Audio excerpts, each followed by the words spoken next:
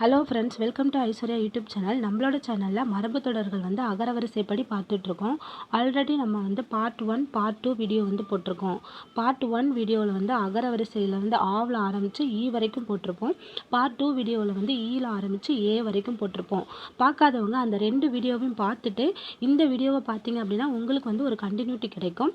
அதுவும் இல்லாமல் இந்த வீடியோவோட அகரவரிசை முடியுது. ஓகேங்களா, அகரவரிசைப்படி நம்ம ஸ்டார்ட் பண்ணது முடிய போகுது. ஸோ இந்த வீடியோவை மறக்காமல் ஃபுல்லாக பாருங்கள். ஓகேங்களா, எல்லாருமே வீடியோவை பார்த்துட்டு பாதியிலே போகாதீங்க.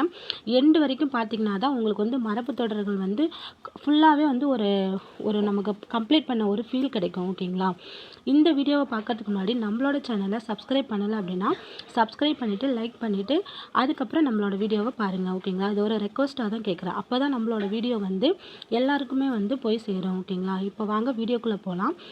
இப்போ நம்ம ஆல்ரெடி அகரவரிசையெல்லாம் பார்த்துட்டோம் இல்லையா? ஸோ அதெல்லாம் இப்போதைக்கு வேணாம். இது ஒரு ரிவிஷன் கிளாஸாக இன்னொரு டைம் நான் எடுக்கிறேன். ஓகேங்களா, இப்போ இந்த வீடியோவில் ஐ ஓ வரிசையெல்லாம் பார்க்க போகிறோம். ஓகேங்களா, ஃபஸ்ட்டு ஐது நொய்தாக அப்படின்னா மிக்க லேசாக. ஓகேங்களா, அது ஐது நொய்தா, நெய் லேசாக இருக்குமா? ஸோ ஐது நொய்தாக அப்படின்னா மிக்க லேசாக. ஒட்டை போடுதல் அப்படின்னா தன்னைத்தானே பட்டினி போடுறது தான் ஒட்டை போடுதல். ஓகேங்களா, தன்னைத்தானே பட்டினி போட்டுக்கிறது ஒட்டை போடுதல். அடுத்து ஒட்டிக்கு ரெட்டி அப்படின்னா 1க்கு 2 பங்கு அப்படின்னு சொல்கிறாங்க. ஒட்டிக்கு ரெட்டி அதிலே வருது பாருங்களா. ஒட்டிக்குன்னா 1 நாம வச்சுக்கோங்க, ரெட்டி அப்படின்னா 2 நாம வச்சுக்கோங்க. ஓகேங்களா, அப்போ ஒட்டிக்கு ரெட்டி அப்படின்னா 1க்கு 2 பங்கு. இதுதான் இதுக்கு நல்ல மெமரியாக ஆகும். இந்த ஐடியா தான் இதுக்கு மெமரி ஆகும். ஓகேங்களா, ஒட்டினா 1ன்னு வச்சுக்கோங்க, ரெட்டி அப்படின்னா 2 அப்படின்னு சொல்லி வச்சுக்கோங்க. அப்போ ஒட்டிக்கு ரெட்டி அப்படின்னா 1க்கு 2 பங்கு. அடுத்து ஒட்டி கொடுத்தல் அப்படின்னா உறுதி பண்ணி தருதல். ஓகேங்களா, இப்போ நம்ம ஒரு விஷயத்தை இப்போ போஸ்ட் ஆஃபீஸ்லேயே நம்ம ஒரு லெட்டர் போடுறோன்னா என்ன பண்ணுவோம்? நம்ம என்னென்ன எழுதணுமோ அதெல்லாம் எழுதிட்டு கம்ப்ளீட் பண்ணிவிட்டு அந்த லெட்டருக்குள்ளே போட்டு கம் போட்டு ஒட்டி கொடுப்போம். அப்போ தான் அது உறுதி பண்ணனதாக அர்த்தம் இல்லையா? ஸோ ஒட்டி கொடுத்தல் அப்படின்னா உறுதி பண்ணி தருதல். ஓகேங்களா, நம்ம ஒரு விஷயத்தை ஃபுல்லாக பண்ணிட்டோம்னா தான் அதை கம் போட்டு ஒட்டி கொடுத்துட்டோம்னா அவ்வளோதான், அது ஃபைனல். ஓகேங்களா, உறுதி பண்ணிட்டோம், அதுதான் அர்த்தம். அப்போ ஒட்டி கொடுத்தல் அப்படின்னா உறுதி பண்ணி தருதல். அடுத்து ஒட்டு மொத்தம் அப்படின்னா முழு மொத்தம். ஓகேங்களா, முழுசாக சொல்கிறது தான், முழுசாக அதை ஃபுல்லாகவே அப்படின்னு சொல்கிறது தான் என்ன சொல்லுவோம்னா ஒட்டு மொத்தமாக அப்படின்னு சொல்லுவோம் இல்லையா? அப்போ ஒட்டு மொத்தம் அப்படின்னா முழு மொத்தம். ஒட்டுவா ரொட்டி அப்படின்னா ஒட்டு நோய் தொற்று நோய் அப்படின்னு சொல்கிறாங்க. இது எப்படி நாம வச்சுக்கலாம் அப்படின்னா இப்போ ரொட்டி ப்ரெட்டு இது மேலெல்லாம் என்ன ஆகும்? ஃபங்கஸ் ஒரு மாதிரி ஃபார்ம் ஆகும் இல்லையா? அதை என்ன சொல்லுவோம்? நோய் வந்துருச்சு அப்படின்னு சொல்லுவோம் இல்லையா? அப்போ அந்த ரொட்டி மேலே ஒட்டிக்கிச்சு. ஓகேங்களா, நோய் அதான் அந்த ஃபங்கஸ் நோயின்னு வச்சுக்கலாம். அப்போ அந்த ஒட்டுவா ரொட்டி அப்படின்னா ஒட்டு நோய் தொற்று நோய் அப்படின்னு சொல்லி அர்த்தம். ஓகேங்களா, அடுத்து ஒதுக்கு பொதுக்கு பண்ணுதல். ஒதுக்கு பொதுக்கு பண்ணுதல் அப்படின்னா பொருளை மோசம் செய்தல், சொத்தை மறைத்து வைத்தல். ஓகேங்களா, அதுதான் ஒரு ஒதுக்குப்புறமாக பொதுக்கி வச்சுக்கிட்டாங்க அப்படின்னு சொல்லி நாம வச்சுக்கலாம். ஓகேங்களா, பொருளை மோசம் செஞ்சு சொத்தை மறைச்சி வச்சுக்கிட்டாங்க, அதான் அர்த்தம். ஒதுக்கு பொதுக்கு பண்ணுதல் அப்படின்னா பொருளை மோசம் செய்தல், சொத்தை மறைத்து வைத்தல். அடுத்து ஒத்துப்பாடுதல் அப்படின்னா ஆமோதித்தல், ஏற்றுக்கொள்ளுதல். ஓகேங்களா, ஒருத்தவங்க ஒரு விஷயம் சொல்கிறாங்கன்னா அதுக்கு நமக்கும் ஓகே அப்படின்னா நம்ம என்ன சொல்லுவோம்? ஆமாம், அது அவங்க சொல்கிறது கரெக்டு தான் அப்படின்னு சொல்லி நம்ம அவங்களுக்காக ஒத்து பாடுறோம் இல்லையா? அதுதான் ஒத்துப்பாடுதல், ஏற்றுக்கொள்ளுதல், ஆமோதித்தல் அப்படின்னு சொல்லி அர்த்தம். ஓகேங்களா, அடுத்து ஒத்துழைத்தல். ஒரு விஷயத்தை செய்யறதுக்கு நம்மளும் இப்போ ஒரு டீமாக ஒரு விஷயம் செய்ய போகிறாங்க அப்படின்னா அவங்க கூட நம்மளும் சேர்ந்து அவங்க சொல்கிறதுக்கெல்லாம் கேட்டு அதே மாதிரி நம்ம செய்கிறது தான் ஒத்துழைத்தல் அப்படிங்கிறது. அவங்க சொல்கிறதுக்கெல்லாம் நம்ம கேட்டு உளமுத்து மனசார நம்ம ஒத்துழைக்கிறது தான் ஒத்துழைத்தல் அப்படின்னு சொல்லி அர்த்தம். அப்போ ஒத்துழைத்தல் அப்படின்னா பலரோடு உளமுத்து உழைத்தல், அதான் ஒத்துழைத்தல். ஓகேங்களா, அடுத்து ஒத்து கொடுத்தல் அப்படின்னா பொறுப்பேற்றல், கணக்கு கட்டு வகை சொல்லுதல், அதான் ஒத்து கொடுத்தல். ஓகேங்களா, ஒத்து கொடுத்தல் அப்படின்னா பொறுப்பேற்றுக்கிறது, கணக்கு கட்டு வகை சொல்லுதல். அடுத்து ஒரு காலில் நிற்றல் அப்படின்னா விடாப்பிடியாய் நிற்றல். ஓகேங்களா, நம்ம இப்போ சின்ன வயசுலலாம் பார்த்திங்கன்னா எனக்கு அது ஒன்று வேணும்னா அது வேணும், இல்லைனா நான் இந்த இடத்த விட்டு நகரவே மாட்டேன் அப்படின்னு சொல்லி நம்ம அடம் பிடிப்போம் இல்லையா? அதுதான் அப்போ அப்பா அம்மா என்ன சொல்லுவாங்க? இதை வாங்கியே ஆகணும்னு ஒத்த காலில் நிற்கிறான் அப்படின்னு சொல்லுவாங்க இல்லையா? அப்போ ஒரு காலில் நிற்றல் அப்படின்னா விடாப்பிடியாக நம்ம வந்து அடம் பிடிக்கிறது தான் ஒரு காலில் நிற்றல், விடாப்பிடியாய் நிற்றல். ஒரு கை பார்த்தல் அப்படின்னா வெல்ல முயலுதல். ஓகேங்களா? இப்போ வந்து வாங்க நம்மளா டிஎன்பிசியான்னு ஒரு கை பார்த்துடலான்னு தான் நம்ம வந்து என்ன பண்ணுறோம், அவங்க என்னதான் சிலபஸ் மாற்றினாலும் என்னதான் டஃப்பாக கொஷின் கேட்டாலும் நம்ம விடாமல் என்னது ஒரு கை பார்த்துட்றேன் நீயா நானு அப்படின்னு சொல்லி ட்ரை பண்ணிகிட்டே இருக்கோம் இல்லையா? அதான் ஒரு கை பார்த்தல் அப்படின்னா வெல்ல முயலுதல். ஒரு கையாய் இருத்தல் அப்படின்னா எதிர்க்கட்சிக்கு பகைமையாய் ஒற்றுமையாய் இருத்தல் அப்படின்னு சொல்கிறாங்க. அதான் ஒரு கையாய் இருத்தல். எதிர்க்கட்சிக்கு பகைமையாய் ஒற்றுமையோடு இருத்தல்ங்கிறது தான் ஒரு கையாய் இருத்தல். அடுத்து வந்து ஒரு சொல் வாசகன் அப்படின்னா சொற்பிறழாதவன். நான் சொன்னது தான். ஓகேங்களா? அந்த சொல்லுலேருந்து நான் எப்போவுமே மாற மாட்டேன் அப்படின்னு சொல்லுவாங்க இல்லையா? ஒரு படத்தில் வந்து ஒரு டயலாக் கூட இருக்கும், இந்த துளசி கூட வாசம் மாறினாலும் மாறும், ஆனால் தவசி வந்து வாக்கு மாற மாட்டான் அப்படின்பாங்க இல்லையா?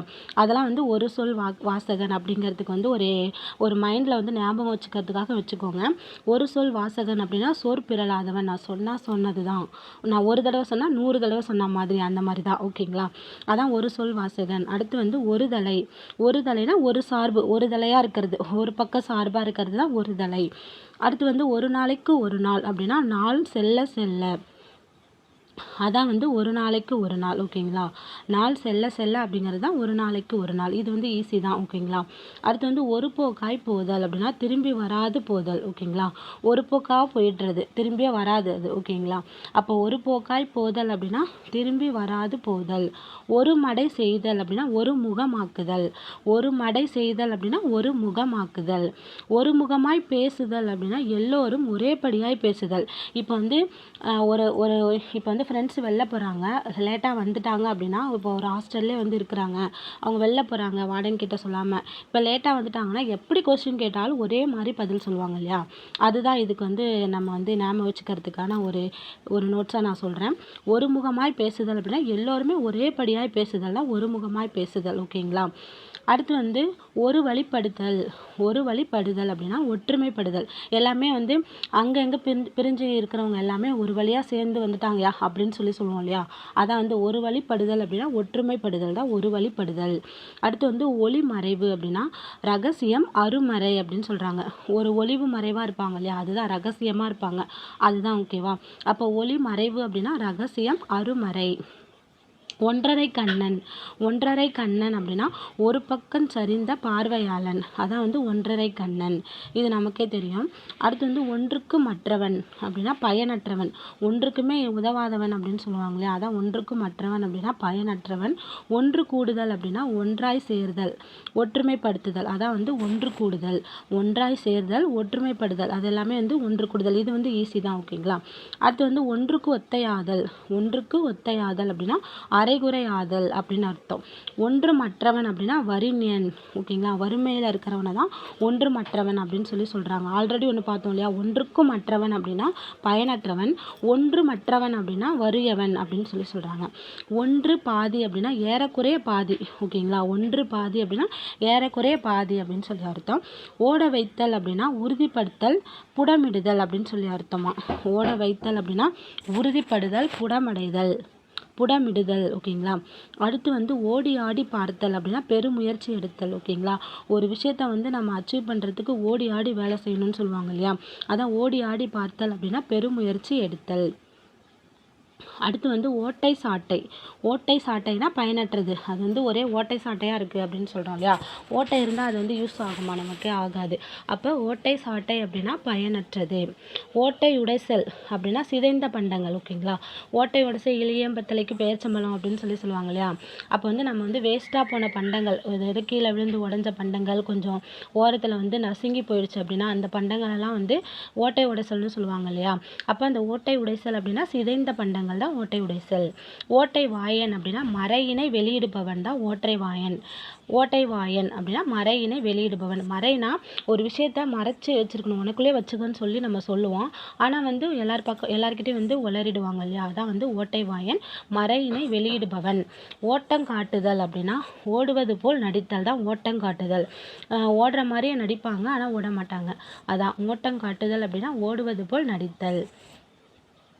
அடுத்து வந்து ஓட்டம் பிடித்தல் அப்படின்னா தப்பி ஓடுதல். ஓகேங்களா? வந்து திருட போகிறவங்க வந்து மாட்டிக்கிட்டாங்க அப்படின்னா ஒரே ஓட்டமாக ஓடிட்டாயா அப்படின்னு சொல்லுவாங்க இல்லையா? அப்போ ஓட்டம் பிடித்தல் அப்படின்னா தப்பி ஓடுதல் தான். ஓட்டாண்டி அப்படின்னா இறந்து உண்போன். ஒன்றுமே இல்லாதவன் தான் ஓட்டாண்டின்னு சொல்லுவோம். இறந்து உண்போன். ஓட்டைக்கை அப்படின்னா பெரும் செலவாளி. அவன் கையில் எவ்வளோதான் நம்ம வந்து ஒரு நாளைக்கு 1000 ரூபாய் கொடுத்தாலும் அடுத்த செகண்டே வந்து என்ன பண்ணிடுவான், காலி பண்ணிடுவான். அப்படி இருக்கவங்கள தான் என்னது சரியான ஓட்டைக்கை இவன் கை அப்படின்னு சொல்லுவோம் இல்லையா? அப்போ ஓட்டைக்கை அப்படின்னா பெரும் செலவாளி. அடுத்து வந்து ஓய்ச்சல் ஒழிச்சல் இல்லாமை. ஓகேங்களா? ஓய்ச்சல் ஒழிச்சல் இல்லாமை அப்படின்னா சிறிதும் ஒழிவில்லாமை. அதான் வந்து ஓய்ச்சல் ஒழிச்சல் இல்லாமை. அடுத்து வந்து ஓய்வு ஒழிச்சல் அப்படின்னா இளைப்பாறுகை. ஓகேங்களா? ஓய்வு அப்படின்றது இதிலே வந்து நமக்கு வந்துருச்சு, ஹின்ஸ் மாதிரி வந்துருச்சு. அப்போ ஓய்வு ஒழிச்சல் அப்படின்னா இளைப்பு. ஓய்வுனா என்னது? இளைப்பாக இருக்கிறதா, இளைப்பாறுதலா? அப்போ ஓய்வு ஒழிச்சல் அப்படின்னா இளைப்பாறுகை. அடுத்து வந்து ஓரடிக்கு ஓரடி அப்படின்னா அடிக்கடி. ஓரடிக்கு ஓரடி அப்படின்னா அடிக்கடி. அடுத்து வந்து பார்த்திங்கன்னா காவரிசை.